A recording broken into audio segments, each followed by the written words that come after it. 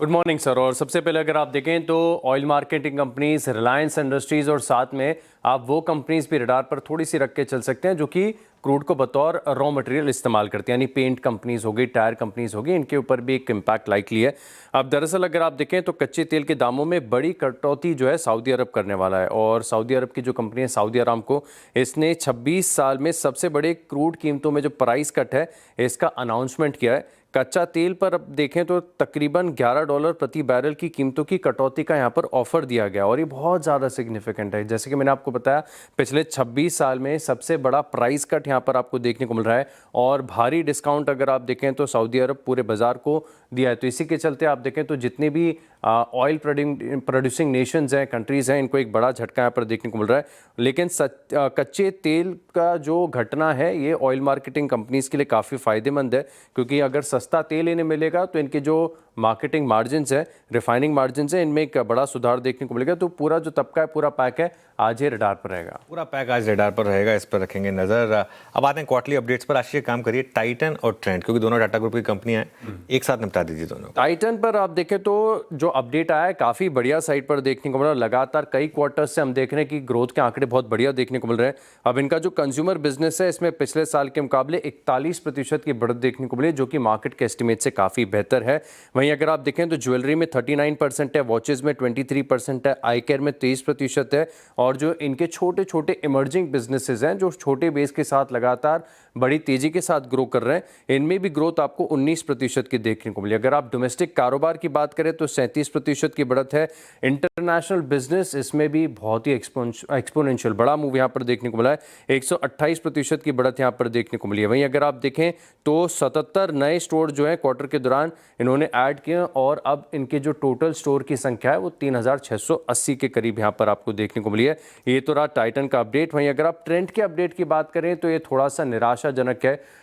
खास बात है कि 5वां क्वार्टर ऐसा देखने को मिलेगा जहां पर आपको जो ग्रोथ देखने को मिली है ये 20% से कम की है। और साथ में आप देखें तो जो वेस्ट साइड का स्टोर एडिशन है ये भी मार्केट को पसंद नहीं आया। अब स्टैंडअलोन रेवेन्यू ग्रोथ जैसे कि मैंने बताया कि 20% से कम 19% यहाँ पर आपको देखने को मिली है और 4781 करोड़ से अब 5667 करोड़ का आंकड़ा यहाँ पर देखने को मिला है। तिमाही के दौरान अगर आप देखें तो 20 नए स्टोर्स को ऐड किया गया और इसी के साथ जो टोटल स्टोर्स की संख्या है वो 1312 हो गई, जिसमें 301 वेस्ट साइड है और 982 जूडियो के हैं। लेकिन आंकड़े आप देखें तो बाजार के अनुमान से कम है। 7वीं कंपनी है सरकारी, जहां पर ओएफएस आया एक के बाद एक लगातार आप देखें तो लाइन लग गई है अब तो सरकारी कंपनीज की। अब कोचिन शिपयार्ड यहां पर फोकस रखेगा।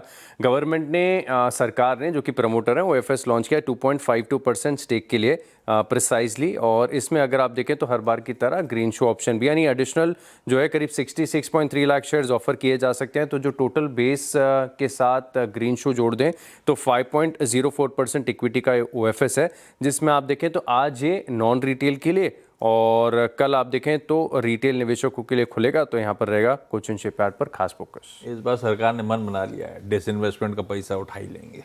अच्छा, बाकी के इंपॉर्टेंट सारे स्टॉक्स न्यूज कौन कौन से? ब्लू जेट हेल्थ केयर, यहाँ पर भी आप फोकस रखिएगा। क्यूआईपी कल इवनिंग में लॉन्च हुआ है और फ्लोर प्राइस है 531 रुपये 70 पैसे और इसी के साथ यहाँ पर जो ऑफर डिस्काउंट दिया गया है तकरीबन 5% के आसपास का है।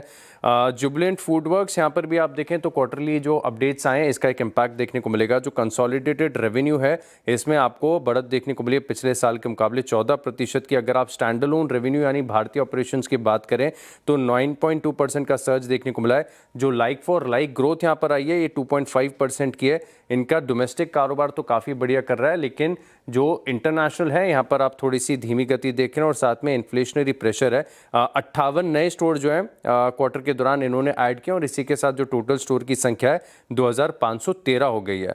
वरुण बेवरेजेस ये भी यहाँ पर नज़र में रहेगा। कारण ये है कि इनकी जो केनिया की सब्सिडरी है ये डेयरी बिजनेस और साथ में डेयरी बेवरेजेस जूसेस का जो बिजनेस है अक्वायर करेगा देवयानी फूड इंटरनेशनल से तकरीबन 305। पिछले 2 हफ्तों से देखें तो लगातार ऐसे एक्सपेंशन की खबरें वरुण बेवरेजेस की तरफ से यहाँ पर आपको देखने को मिले, तो ये स्टॉक भी रडार पर रखें। आशीष, वाटरवेज लीजर और कॉर्डेलिया क्रूजेज एक ही नाम है, यहाँ पर आप फोकस रखिएगा। कुछ खबर समझ में नहीं आई है, अभी तो 1 जुलाई को इसकी लिस्टिंग हुई है, 10 दिन भी नहीं हुई है, स्टॉक स्प्लिट का अनाउंसमेंट कर दिया है।